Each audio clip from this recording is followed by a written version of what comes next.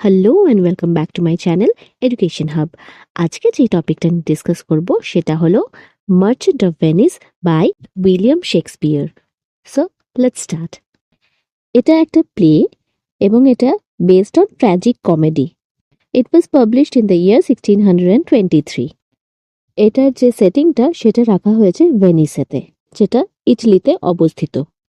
প্লেটা starting এভাবে হয়, যেখানে বেসানিও নামের একটা লোক, although he is very rich but still, সে কিছু টাকা লেন্ড করে নিজের ফ্রেন্ড অ্যান্টোনিওর কাছ থেকে। আর সেই টাকাটা এই জন্য লেন্ড করেছিল যাতে সে এই টাকাটা দিয়ে পোর্সিও নামে একটা মেয়ে ছিল তাকে নিজের প্রেমে ফাঁসাতে পারে। এবার দেখা যায় যে এই অ্যান্টোনিওর কাছে কাঁচা পয়সা তো নেই, কারণ সে তার নিজের যা পয়সা আছে সেইগুলো সব শিপসেতে সে ইনভেস্ট করে রেখে দিয়েছে।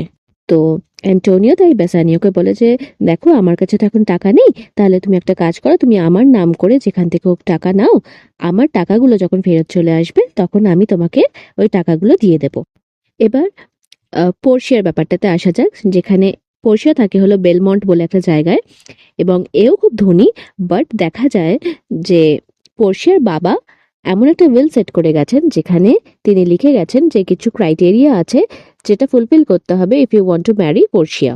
এখানে আরেকটা ক্যারেক্টার আসে, নেরিসা, যে কিনা সার্ভেন্ট পোর্শিয়ার। সে এই নেরিসার সাথে কথা বলতে থাকে যে আমার বাবা এরকম টাইপের উইল সেট করে গেছে, এইসব কথা বলে, আর তারপরে মন খারাপ করে। তো যে ক্রাইটেরিয়াটা রাখে, it is regarding a riddle.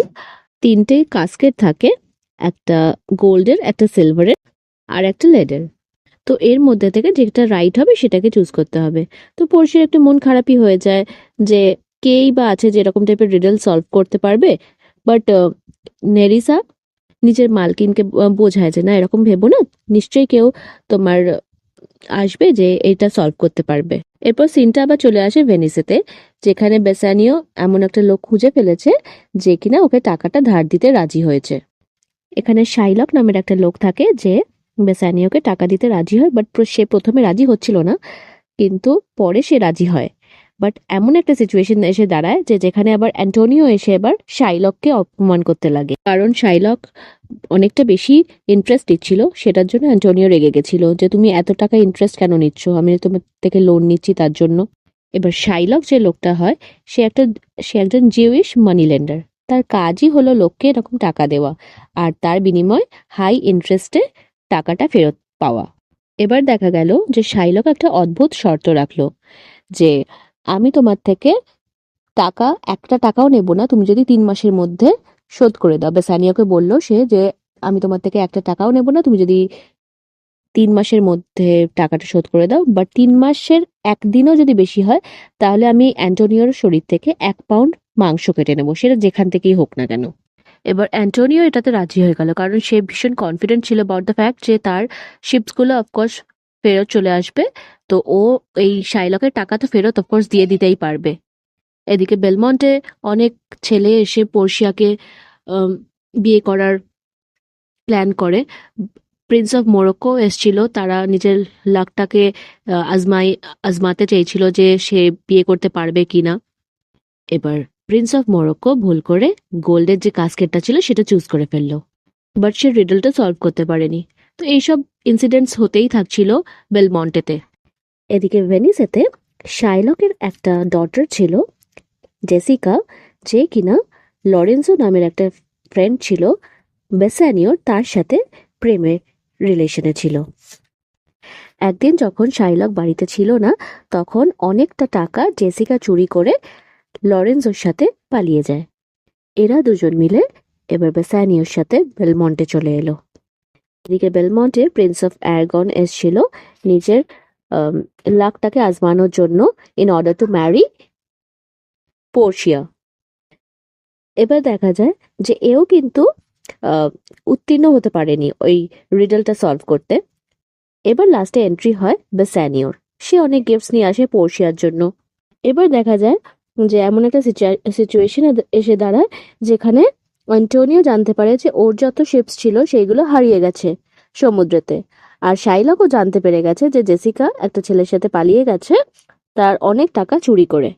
এবার শাইলক যেহেতু রেগে আছে, সে চাইছিল যে ওই 1 পাউন্ড যে মাংসটা আছে অ্যান্টোনিওর থেকে কেটে নিজের রাগটাকে মেটাবে। এদিকে বেলমন্টে দেখা যাচ্ছে যে পোর্শিয়া আর বেসানিও বেশ অনেকটা কোয়ালিটি টাইম স্পেন্ড করছে, আর তারা একে অপরের অনেকটাই কাছে এসে গেছে। কিন্তু তাদের মধ্যে একটাই প্রবলেম ছিল, সেই রিডলটা। এবার ব্যাপারটা হচ্ছে, এমন একটা সিচুয়েশন এসে দাঁড়িয়েছে যেখানে পোর্শিয়াও চাইছিল যে যেভাবে হোক বেসানিও যেন এই রিডলটা যেন সলভ করতে পারে, কারণ সে মনে মনে অনেকটা বেশি ভালোবেসে ফেলেছিল বেসানিওকে।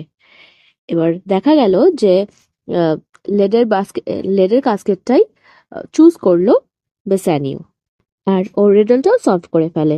আর পোর্শিয়া যে ছিল, সে এবার এনগেজমেন্ট করে ফেললো তাড়াতাড়ি বেসানিওর সাথে।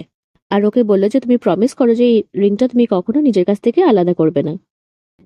এদিকে নেরিসাও, বেসানিওর একটা ফ্রেন্ড আছে গ্র্যাটিয়ানো, তাদের একে অপরকে ভালো লেগে যায় এবং তারা নিজেরাও একটা রিলেশনের মধ্যে আবদ্ধ হয়ে যায়। এবার সবাই যখন এখানে সেটেল হয়ে যায়, তখন অ্যান্টোনিওর একটা চিঠি আসে বেসানিওর কাছে যে ভাই দেখো, আমার শিপসগুলো তো হারিয়ে গেছে, আর এদিকে অ্যান্টোনিও টাকার দাবি করছে, না তো সে ওই কথা চুক্তি অনুযায়ী আমার 1 পাউন্ড মাংস কাটার জন্য উদগ্রীব হয়ে গেছে। পোর্শিয়া বুঝতে পারে যে কিছু একটা ঝামেলা হয়েছে, তো সে বেসানিয়াকে অনেকটা টাকা দিয়ে দেয় যাতে সে উম, এখানে এসে একটা নিজের কর্জা যেটা আছে সেটা চুকিয়ে দিতে পারে। বেসানিও এবার রওনা দিয়ে যায় ভেনিস আসার জন্য, নিজের ফ্রেন্ডকে বাঁচানোর জন্য। এবার সিনটা আসে হলো ভেনিসের একটা কোর্টের। সেখানে শাইলক অ্যান্টোনির 1 পাউন্ড মাংস কাটার কথা বলে ওখানে যে ডিউক আছে তার সামনে। সেখানে কিন্তু বেসানিও আছে, যে কিনা 3 গুণ টাকা শাইলককে দিতে চাইছে তার বন্ধুকে ছেড়ে দেওয়ার জন্য। বাট অ্যান্টোনিও তো নিজের জিদেতেই আড়ে আছে যে না, আমি ওর মাংসটাই কাটবো। এদিকে পোর্শিয়া আর নারিসাও চলে আসে ভেনিসেতে একটা লয়ারের রূপ ধরে, এবং পোর্শিয়া নিজের লয়ারের রূপ ধরে এসে অ্যান্টোনিওকে ডিফেন্ড করে যে না, শাইলকের কোনো অধিকার নেই অ্যান্টোনিওর গা থেকে এক টুকরো মাংস কাটার। আর যদি সেটা শাইলক করে, তাহলে ওর যত ওয়েলথ আছে ভেনিসেতে সেটা বাজিয়াপ্ত হয়ে যাবে। ইভেন পোর্শিয়া এসে ওকে গিল্টিও করে দেয় শাইলককে, এবং বলে যে ও যেহেতু একটা সিটিজেন অফ ভেনিসকে এরকম ভাবে মারার চেষ্টা করেছে, তো ওর যে আধা সম্পত্তি আছে সেটা যেন অ্যান্টোনিওকে দিয়ে দেওয়া হয়, এবং অর্ধেক যে ওয়েলথ থাকবে সেটা যেন গভর্নমেন্ট যেন বাজিয়াপ্ত করে নেয়। কিন্তু দেখা যায় যে ডিউক আর অ্যান্টোনিও তার উপরে মার্সি দেখায়, বাট বলে যে এমন একটা শর্ত রাখা হোক যেখানে শাইলক নিজের মৃত্যুর আগে আহ, তার যে আধা ওয়েলথ আছে সেটা যেন অ্যান্টোনিওকে, এবং আধা যে ওয়েলথ আছে সেটা নিজের মেয়ে জেসিকাকে দিয়ে দেবে। আর তার সাথে সাথে সে যেন নিজের যে ধর্মটা আছে খ্রিশ্চান ধর্মতে চলে আসে। এরপর প্লেটা একটা খুব সুন্দর একটা টার্নে এসে দাঁড়ায়, যেখানে বেসানিও তো জানে না যে পোর্শিয়া এরকম লয়ার সেজে এসেছিল। তো সে গিয়ে লয়ারকে কিছু টাকা অফার করে যে আপনি এরকম আমার ফ্রেন্ডের হয়ে লড়েছেন, তো আপনি কিছু টাকা নিন। বাট ইন রিটার্ন পোর্শিয়া কি করে, সে বলে যে না, আমার টাকা লাগবে না, বাট তোমার যে রিংটা আছে সেটা তুমি আমাকে দাও। তো বেসানিয়া তখন ভাবে যে না, এটা তো আমাকে পোর্শিয়া দিয়েছিল, তো আমি এটা কখনোই দিতে পারি না। বাট অ্যান্টোনিও এসে বলে যে ভাই দেখ, তুই ওকে দিয়ে দে বরঞ্চ রিংটা, কাজ ও এত হেল্প করেছে, তোর ফ্রেন্ডকে বাঁচিয়েছে, তোর বরঞ্চ দিয়ে দেওয়া উচিত রিংটা। তো বেসানিও লাস্টে গিয়ে এই লয়ারকে মানে পোর্শিয়াকেই রিংটা দিয়ে দেয়। এবার সিচুয়েশনটা চলে আসে বা সিনটা চলে আসে বেলমন্টেতে, যেখানে লরেন্জো, জেসিকা সবাই একসাথে আছে। তো সেখানে পোর্শিয়া বেসানিওকে রাগ দেখাচ্ছে যে তুমি আমার রিংটা হারিয়ে ফেলেছো, তোমাকে আমি এত করে বলেছিলাম। আহ, তারপরে at the end of the day সে গিয়ে খুলাসা করে যে আমি ওখানে ছিলাম কোর্টরুমেতে, আমি লয়ার সেজে গেছিলাম, আর ওই রিংটা ওটা আমার কাছেই আছে বলে। এবার সবাই খুব খুশি হয়ে গেল। এটার সাথে সাথে আবার একটা গুড নিউজ আসে যে অ্যান্টোনিওর যে শিপসগুলো যে হারিয়ে গেছিল সিতে, সেটা পাওয়া গেছে। এবং এভাবেই গল্পটার খুব সুন্দর একটা ভালো একটা এন্ডিং হয়ে দাঁড়ায়। তো এটা ছিল সামারি। এবার যদি আমরা central theme of merchant of Venice দেখি, সেটা হলো রিলিজিয়াস বায়াস অ্যান্ড রিভেঞ্জ। এটা জানা যায় যে অলদো এই যে প্লেটা এটা is based on Italy, but he himself never has visited this place.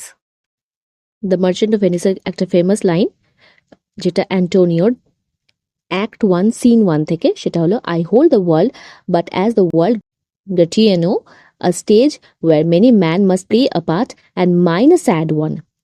আরেকটা যেটা ইম্পর্টেন্ট লাইন আছে সেটা পোর্শিয়ার দ্বারা Act 1 Scene 2 তে, God made him and therefore let him pass for a man. Antonio is considered as the protagonist of this play as he incites the central conflict of the play by accepting Shylock's terms in order to secure a loan. এখানে the three caskets আছে যেটা symbolize করে the dominant tendencies prevalent in human nature. Next is the Leah's ring যেটা symbolize করে the ring stands as an important symbol of Shylock's humanity, his ability to love and his ability to grieve. আরেকটা important symbol আছে the pound of flesh.